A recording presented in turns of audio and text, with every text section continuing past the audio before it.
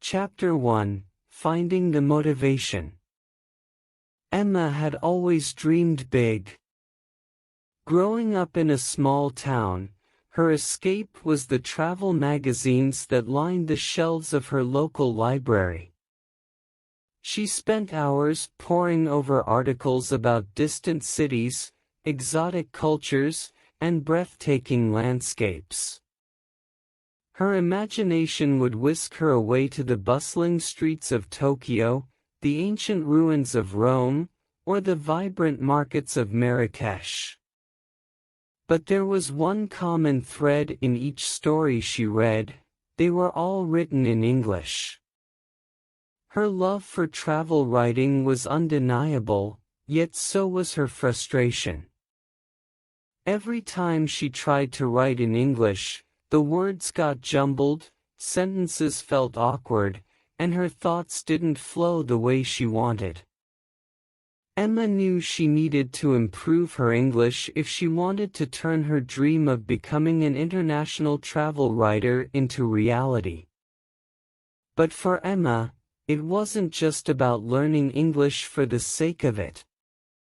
She needed a deeper reason, a clear, powerful motivation to drive her forward when the process felt tedious or when the progress was slow.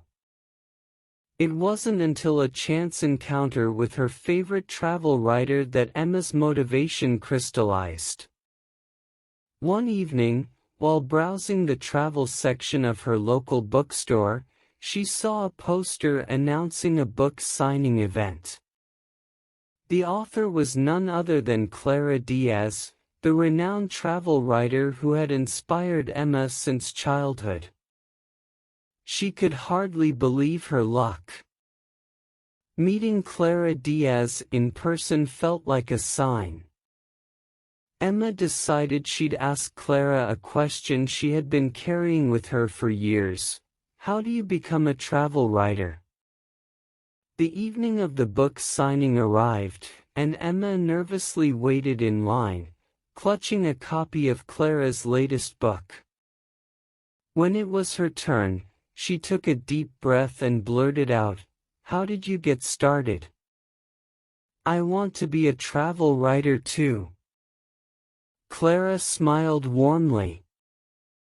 "Ah, it starts with passion and patience. And," she added, lowering her voice, "you'll need to master English. It's the language that connects people from every corner of the world." Emma felt a rush of excitement mixed with apprehension. Clara's words struck a chord. For the first time, Emma realized that improving her English wasn't just a task on a to-do list, it was the key to unlocking her dreams. That night, she went home and pulled out a blank notebook. At the top, she wrote, "Why I want to learn English." Underneath, she wrote her dream: to be a travel writer and share stories from around the world. Then, she added more specific goals. To write travel articles for international magazines. To communicate confidently with people from different countries. To experience and understand cultures through their language. Each reason became an anchor, something she could hold on to during the challenging days. Every time she struggled, she could revisit her list and remember why she started. Emma also made a vision board, a collage of her favorite travel destinations, inspiring quotes, and pictures of travel writers she admired. She put it on the wall beside her desk, so every day, she'd see her dreams staring back at her, reminding her that each step on her English journey was bringing her closer to them. Her newfound motivation transformed her approach to learning. English wasn't a subject anymore, it was her gateway to the world. Chapter 2: Building a Routine. With her motivations clear, Emma was ready to start learning English seriously. However, she quickly realized that knowing why she wanted to improve was only part of the puzzle. The next step was figuring out how to do it consistently. She had tried studying English before, but each time, her efforts fizzled out after a week or two. This time, she wanted things to be different. Emma had read that consistency was more important than intensity. Even just 15 minutes each day would make a difference over time. So, she decided to build a routine that was simple but sustainable. The first thing she did was pick a time. She considered her daily schedule and found that early mornings were often quiet and uninterrupted. Although she wasn't a natural early riser, she knew this was her best chance to make a habit stick. She decided to wake up half an hour earlier every day and dedicate that time to her English studies. Next, she set up a dedicated study space. She found an unused corner of her room and placed a small desk and chair there, adding a few items that would make it cozy and inviting: a lamp, a small plant, her favorite mug for tea, and, of course, her vision board. It wasn't a large space, but it was enough for her to feel that it was her corner, a place just for English. Emma started her new routine the next morning. She sat at her desk with a notebook, a pen, and a grammar book. Her plan was simple. Each morning, she'd spend the first 10 minutes reviewing vocabulary, then spend 10 minutes on grammar, and finish with 10 minutes of reading or listening practice. It wasn't a long session, but she wanted to keep it manageable so she wouldn't burn out. The first week went surprisingly well. Waking up early was tough, but Emma noticed how peaceful those early hours felt. With no distractions, she could immerse herself fully in her studies. Over time, she found little ways to make her sessions enjoyable. She'd reward herself with a warm cup of tea once she finished studying, and she started to look forward to her study sessions as a positive way to start the day. But by the second week, Emma's motivation started to waver. The initial excitement had faded, and some mornings she felt tempted to hit the snooze button. She realized she needed to find ways to keep herself on track, so she introduced a few changes to her routine. First, she created a study log where she'd record what she did each day. After each session, she'd jot down a few notes about what she learned, how she felt, and any challenges she faced. This simple habit made her feel accomplished, and she loved looking back at her notes to see her progress. Emma also gave herself a fun day each week.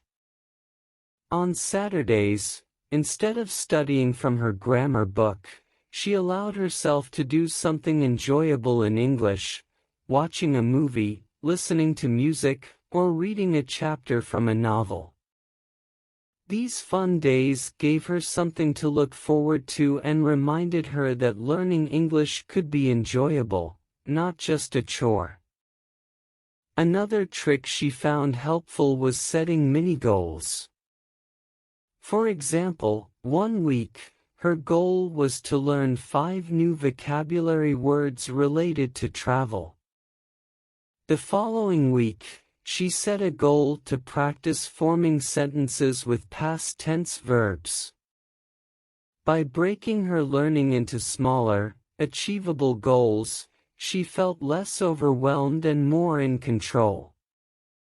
Emma also shared her goals with her friend Sarah, who was supportive of her English journey.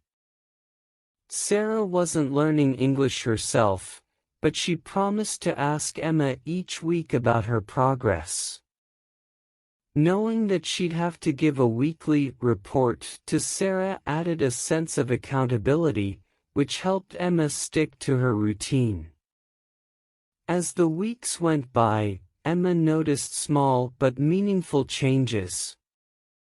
She was able to remember vocabulary more easily, and her understanding of basic grammar improved. Most importantly, she felt proud of herself for keeping up with her routine. Each morning that she sat down at her study corner, she felt like she was taking a step closer to her dream. One morning, after a particularly productive study session, Emma looked at her vision board and realized that her routine was no longer just a goal, it had become a part of her life. It wasn't easy every day, but she had learned to push through the tough moments by reminding herself why she started. Emma's journey was only beginning, but by building a simple, consistent routine, she had laid the foundation for the long road ahead. She knew that each day, each small effort, was adding up. And with every sunrise, she grew more confident that one day, she'd achieve her dream of writing in English, sharing her own stories with the world. Chapter 3: Expanding Vocabulary. Emma's routine was starting to feel natural, but she knew that if she wanted to express herself better, she needed to focus on building her vocabulary. She could understand the basics, but when it came to describing places, feelings, or actions vividly, she often felt stuck. Her sentences felt plain, missing the rich detail she read in her favorite travel articles. Emma decided that expanding her vocabulary would be her next goal. She knew it wouldn't be easy, there were so many new words to learn. But instead of feeling overwhelmed, she reminded herself that even a few new words a day would add up over time. To start, Emma decided to make vocabulary learning part of her daily routine. She set a goal to learn 5 new words each day. At first, she wrote them down in a small notebook she could carry everywhere. Each morning during her study session, she'd pick 5 words from articles, books, or even from things she heard around her. She'd write down each word, its meaning, and an example sentence. But Emma quickly realized that simply writing words down wasn't enough to remember them. She needed to find a way to make these words stick. So, she began experimenting with different methods. Flashcards. Emma discovered an app where she could create digital flashcards with each word on one side and its meaning and example sentence on the other. She'd go through her flashcards during her commute or whenever she had a few spare minutes. The app even reminded her to review words she hadn't practiced in a while, which helped keep them fresh in her mind. Word themes. Instead of picking random words each day, Emma started grouping them into themes, like travel, nature, emotions, or food. This way, she could remember words in context. For example, one week she focused on travel-related words like scenic, landscape, and adventure. This approach helped her build vocabulary around topics she cared about, making the words easier to remember and use. Using words in sentences. Emma realized that learning words in isolation wasn't as effective as using them in context. Each day, she'd challenge herself to write a few sentences with her new words. Sometimes she'd write a mini-story or a travel diary entry using the day's vocabulary. By using the words actively, she found it easier to remember them. Emma also wanted to make vocabulary learning fun, so she started looking for creative ways to encounter new words. One day, she came across an old English book filled with short stories and decided to read one story each week. Whenever she found a word she didn't know, she'd underline it, look it up, and add it to her notebook. Reading was challenging at first, but it also exposed her to new words in natural, memorable contexts. During one of her fun study days, Emma decided to watch a travel documentary in English. She noticed that documentaries, with their descriptive language and real-life visuals, were a treasure trove of useful vocabulary. Words like vast, lush, and breathtaking started to stick, and she could feel her vocabulary growing in a way that connected to her passion for travel. Emma even started a Word of the Day habit with her friend Sarah. Each morning, Emma would share a new English word with Sarah and explain its meaning, often using it in a sentence. This simple exercise turned vocabulary learning into a fun, shared activity, and Sarah enjoyed it too. Sometimes, they'd both try to use the word in a text message during the day, making it a mini challenge to keep each other engaged. Despite these efforts, there were still days when Emma struggled to remember new words. Frustrated, she'd occasionally feel like she was trying to hold on to sand slipping through her fingers. But Emma reminded herself that learning a language took time, and that forgetting and relearning was part of the process. She decided to focus on the journey instead of expecting instant results. As Emma continued her routine, she noticed something exciting. Words that once felt unfamiliar were becoming part of her everyday thinking. She found herself mentally describing things around her with her new vocabulary. When she walked through the park, she'd think of words like serene and tranquil instead of just peaceful. This mental shift made her feel closer to her goal of thinking and expressing herself naturally in English.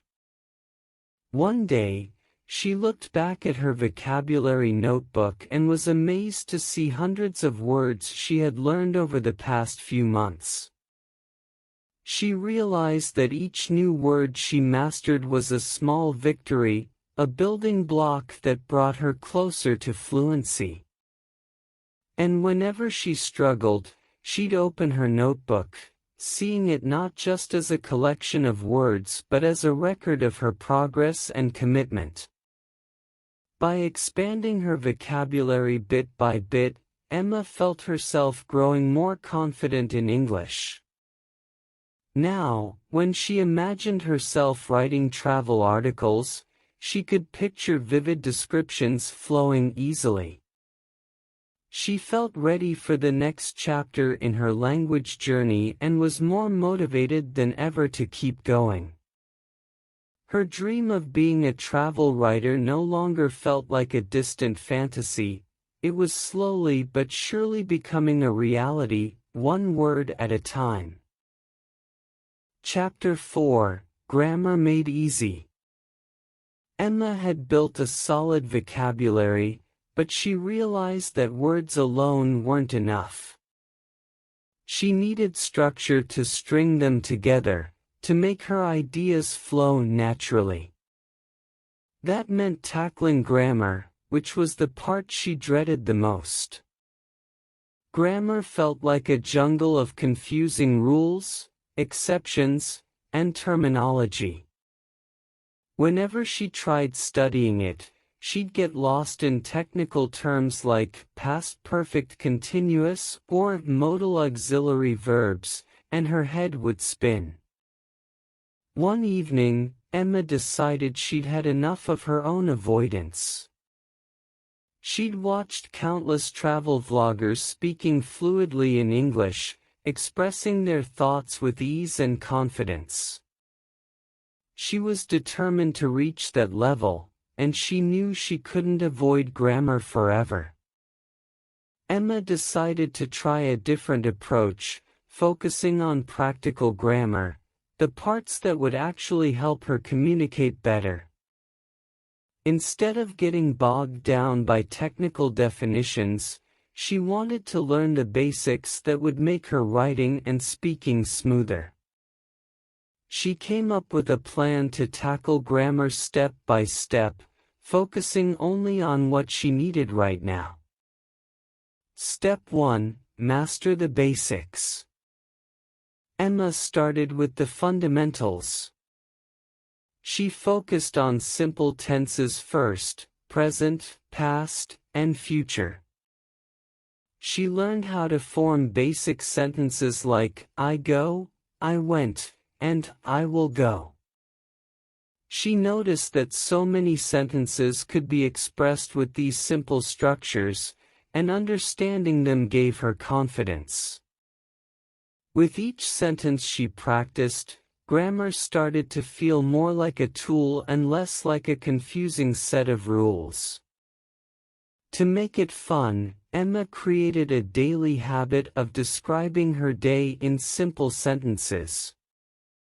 She'd say things like, "Today, I studied English, yesterday, I visited my friend, and tomorrow, I will watch a movie."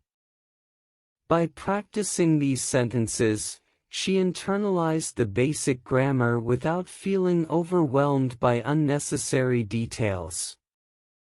Step 2: Focus on sentence building. With the basic tenses down, Emma moved on to sentence structure. She learned about subjects, verbs, and objects, the building blocks of sentences. To help herself remember, she practiced creating sentences by playing a game she called Mix and Match. She'd write out subjects, verbs, and objects on separate pieces of paper, then randomly pick one of each and try to form a sentence. Sometimes the sentences were silly, like "the cat eats the piano," but it made learning fun and memorable. Emma realized that if she could master basic sentence structure, she could communicate almost any idea. She didn't need to know advanced grammar rules right away, she just needed to focus on getting her point across clearly. Step 3: Start small with verb tenses. Once she was comfortable with the basics, Emma decided to add a few more verb tenses to her toolkit. She focused on the ones she encountered most often: the present continuous, I am studying, the present perfect, I have studied, and the past continuous, I was studying. Each week, she'd pick one tense to focus on, practicing it in sentences and comparing it with the other tenses she'd learned. She created flashcards for each tense, writing out examples and reminders for when to use it. For instance, she'd write, "Present continuous is used for actions happening right now," along with an example sentence like, "I am reading a book." Gradually, Emma started feeling more comfortable with using different tenses and could even switch between them when talking about events. Step 4: Learning through real-life context. Emma also found that watching videos in English helped her see grammar in action. She began watching travel vlogs and interviews, paying close attention to how native speakers formed their sentences. When she heard a phrase she liked, she'd pause the video, write down the sentence, and identify the tense or structure used. This approach helped her connect grammar to real-life language and made learning feel more practical and relevant. One day, she watched a vlog where the speaker described a recent trip using the past perfect tense. At first, the tense felt unfamiliar, but after listening to how it was used in context, Emma began to understand its purpose. It wasn't about memorizing rules, it was about knowing when to use a certain structure to make her story clearer. Step 5. Practice without perfection. As she became more comfortable with grammar, Emma realized she didn't need to be perfect. Mistakes were a natural part of learning, and she gave herself permission to make them. Instead of focusing on getting every sentence right, she focused on communicating her message. Emma also joined an online language exchange where she could practice speaking with native English speakers who were learning her native language. The exchange helped her realize that even native speakers didn't speak with perfect grammar all the time. They made small errors too, but as long as the meaning was clear, that was what mattered most. During one of these exchanges, she met a language partner named Alex, who shared her passion for travel. Alex gave her feedback on her grammar but encouraged her to keep speaking naturally. He reminded her that clarity and fluency were more important than flawless grammar, especially in everyday conversation. This encouragement took away her fear of making mistakes and gave her the courage to use her growing grammar skills more confidently.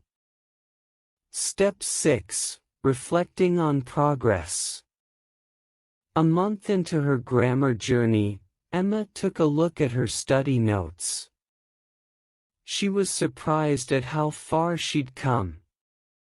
The simple sentences she'd struggled with just weeks earlier now felt easy.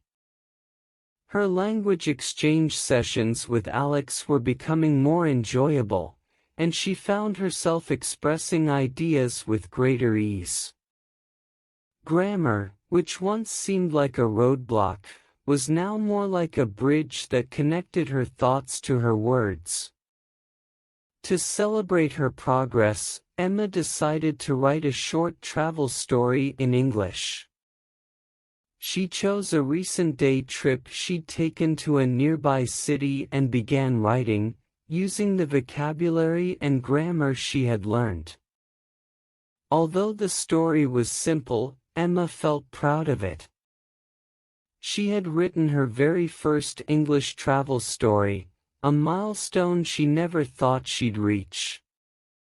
Reading over her story, Emma smiled, realizing that grammar had become a tool she could use, not something to fear. She knew she still had more to learn, but she was finally comfortable with the basics. More importantly, she had gained the confidence to keep going, to explore more complex grammar as she grew. With grammar no longer a mystery, Emma felt ready to continue her English journey with excitement and confidence, eager for the adventures and stories that lay ahead. Chapter 5. Listening to Real Conversations.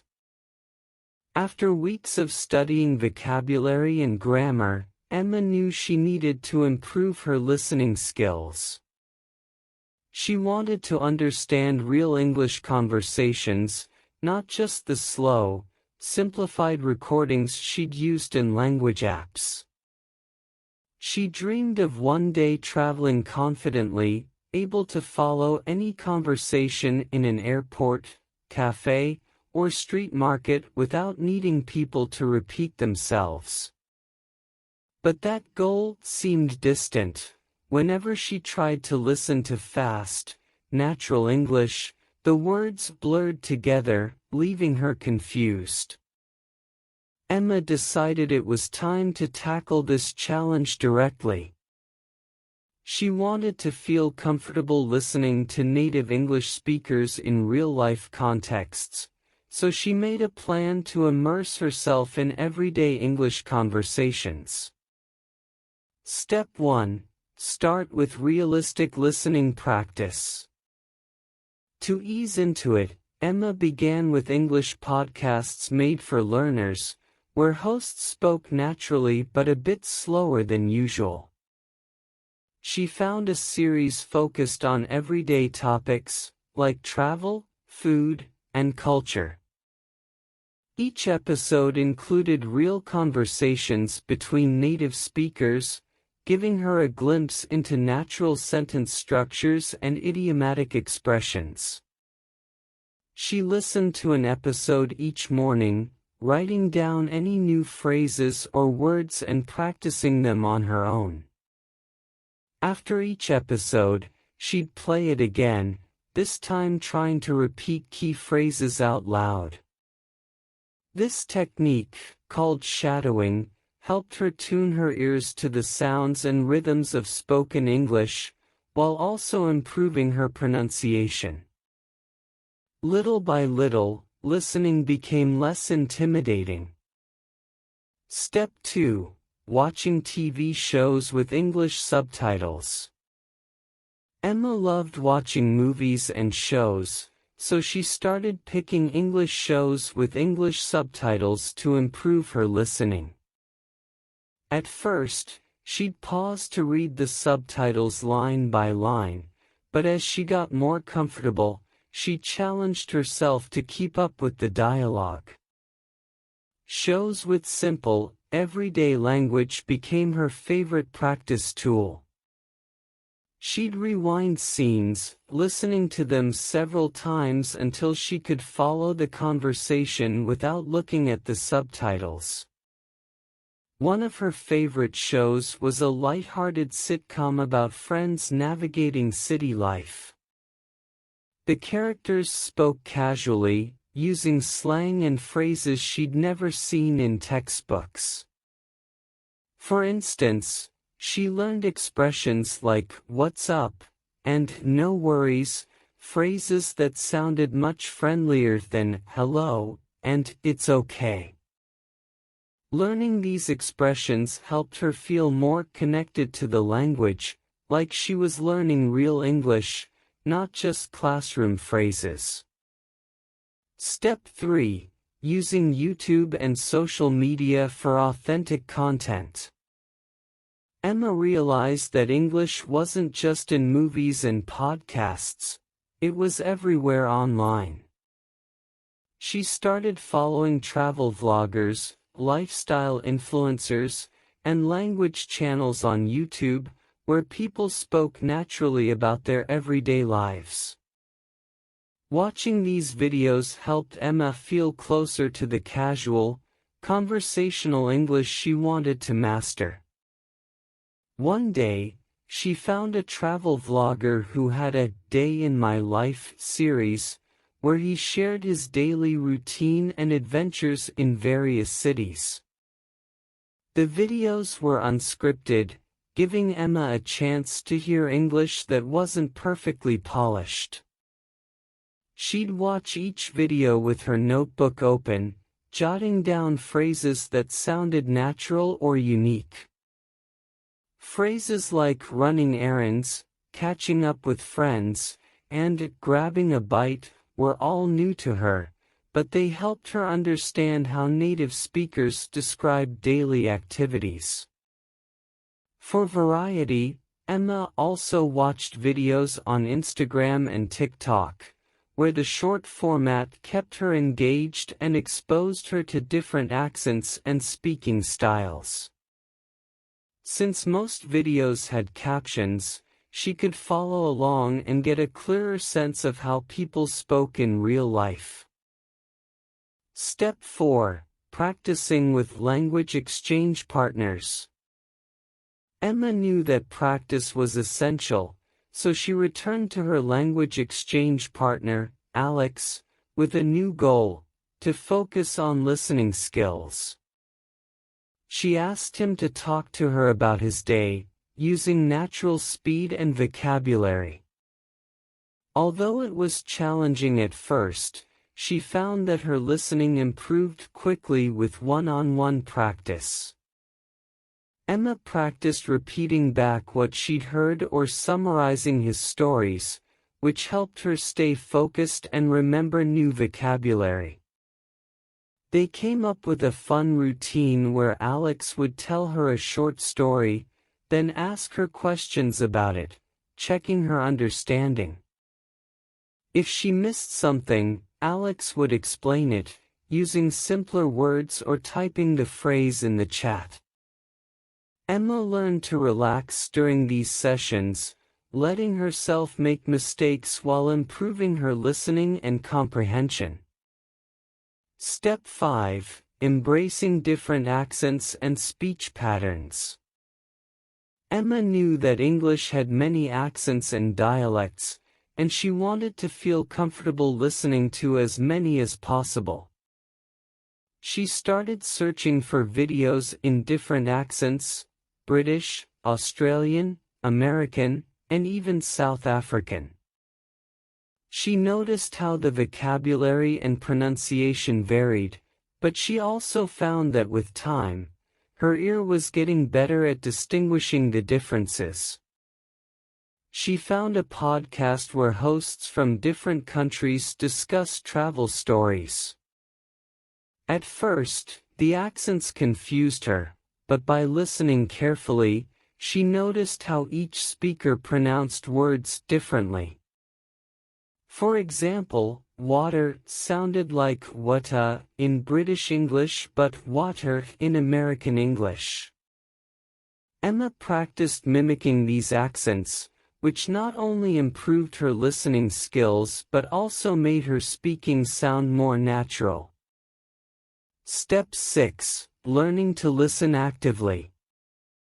As her listening skills improved, Emma realized she could be more active in her approach. Instead of just hearing words, she focused on understanding the meaning, tone, and context. When watching videos, she'd ask herself questions. What emotion does the speaker express? Why did they choose that word? She learned to listen for emphasis and tone, which gave her a deeper understanding of how English speakers conveyed feelings and ideas. One day, she listened to a podcast episode about a hiking trip, where the speaker described a steep mountain as brutal. At first, Emma only thought of brutal as something violent, but she understood from context that here, it meant very difficult. This experience taught her that context was often the best teacher, helping her guess meanings without looking up every word. Reflecting on her progress. After a few months of listening practice, Emma noticed a big difference in her confidence. She could now follow conversations more easily, and she felt less anxious about encountering new words. When she listened to podcasts or watched videos, she understood much more, catching familiar words and phrases that used to fly by. Her language exchange sessions with Alex became smoother, and she could respond faster, with fewer pauses. Emma's biggest reward came one evening while she was watching a travel documentary without subtitles.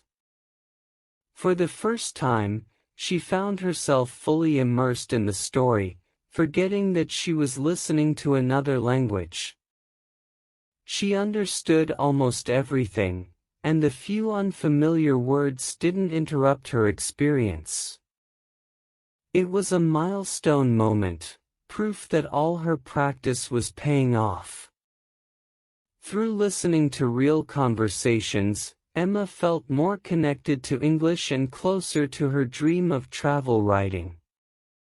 She was beginning to hear the language the way native speakers did, and she could imagine herself one day sitting in a cafe, listening to conversations around her and understanding every word. Emma had learned that listening wasn't just a skill, it was a bridge to understanding culture, people, and places. With this confidence, she was ready for the next step on her journey, excited for the day when her English would be fluent enough to share her own travel stories with the world. Chapter 6: Speaking Without Fear. Emma had made tremendous progress in listening, vocabulary, and grammar. But there was one area that still made her heart race: speaking. When it came to talking in English, Emma felt her confidence slip away. She was afraid of making mistakes, of being misunderstood, or of freezing up mid-sentence. She wanted to speak fluently and naturally but found herself holding back. However, she knew that to truly master English, she had to push past her fears.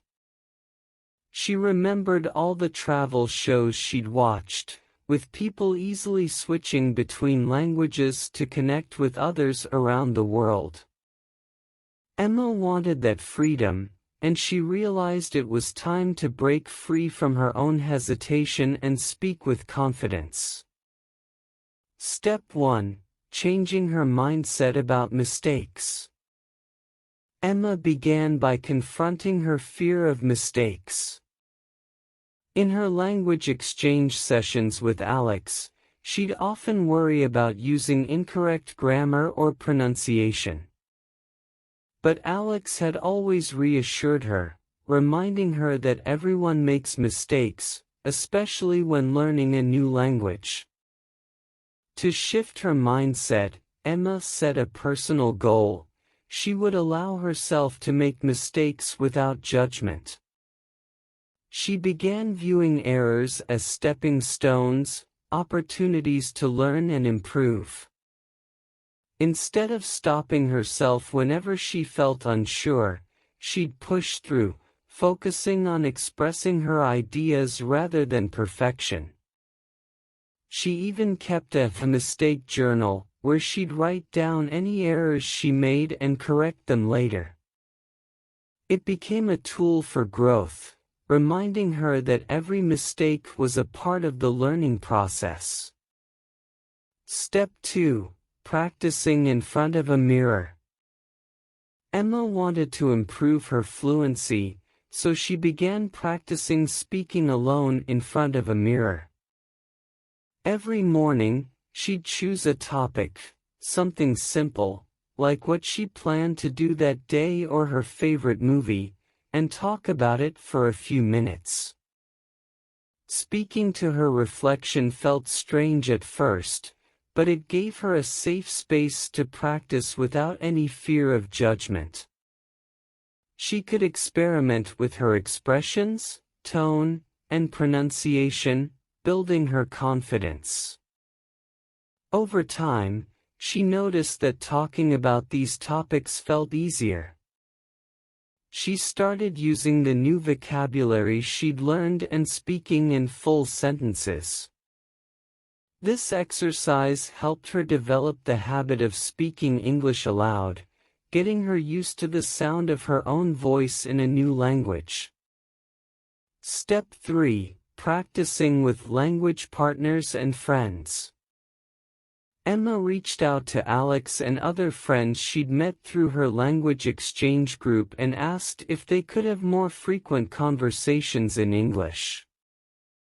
She requested that they treat the conversations like casual chats rather than formal practice. This way, Emma could focus on natural flow rather than perfect accuracy. Alex, knowing her goal, would sometimes ask her questions to encourage longer answers. "Tell me about your favorite trip," he'd say, or "What's something interesting you learned this week?" At first, Emma's sentences were short and cautious, but over time, she began talking more freely, adding details and stories to her answers. During one of these sessions, Emma made a small breakthrough.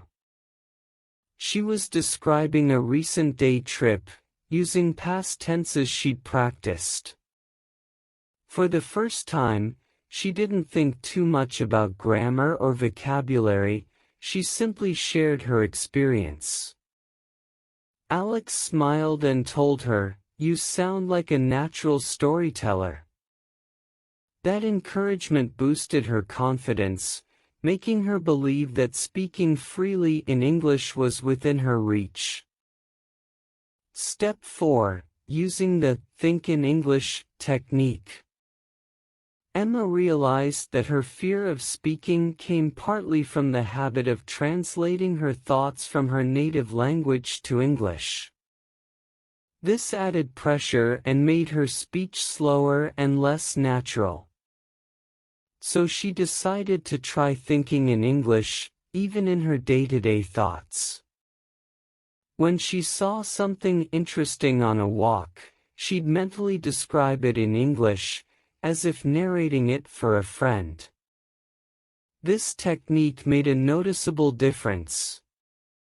She became faster at recalling words and forming sentences because she was no longer translating. Thinking in English also helped her feel more comfortable with spontaneous speaking. One day, when she was ordering a coffee, she found herself speaking naturally with the barista without overthinking each word. It was a small interaction, but it gave her a sense of accomplishment and showed her the power of thinking directly in English. Step 5. Practicing with short presentations. To push herself further, Emma started recording short video presentations on different topics. She'd pick a subject, like her favorite place to travel, and talk for a few minutes while recording herself on her phone. Afterward, she'd watch the video to observe her pronunciation, tone, and facial expressions. It felt awkward at first, but watching herself helped her spot areas for improvement, like pacing and filler words. This exercise allowed Emma to get used to speaking without immediate feedback from others, making her more independent and confident. She noticed that with each recording, she sounded more fluent and expressive. The exercise also prepared her for speaking in front of others without hesitation. Step 6. Speaking with locals. When she felt ready, Emma decided to practice speaking with native English speakers in real-world settings. She joined a local English-speaking club, where members met weekly to discuss various topics. Emma was nervous at first, surrounded by fluent speakers, but the group was welcoming and encouraged her to join in. She started with short responses, nodding along and occasionally adding her thoughts. During one meeting, the group discussed travel destinations, and Emma felt inspired to share her own travel experiences. Her words flowed, and she used expressions she'd picked up from her listening practice. The group listened attentively, and when she finished, they even complimented her storytelling. This experience gave her a newfound sense of achievement, showing her that she could hold her own in conversations with native speakers. Step 7. setting small speaking challenges. To keep improving, Emma set small daily challenges for herself. She'd pick a few phrases or questions to use each day, like, "How's your day going?" or "What do you think about?" She practiced these phrases whenever possible, whether with friends, in her English club, or with strangers in cafes. Each interaction, no matter how brief, helped her feel more comfortable using English in real situations. Emma also began recording her progress, noting down any new phrases or expressions she tried and how each conversation went. Over time, she noticed that speaking was becoming less of a challenge and more of a habit. The nervousness she once felt was fading, replaced by excitement to share her thoughts and connect with others. Reflecting on her journey. After several months of practice, Emma looked back on her speaking journey. She was amazed at the progress she'd made, going from feeling paralyzed by fear to speaking confidently in various settings. Conversations with her language exchange partners were now enjoyable and effortless, and she could express herself more fully, without feeling the need to hold back.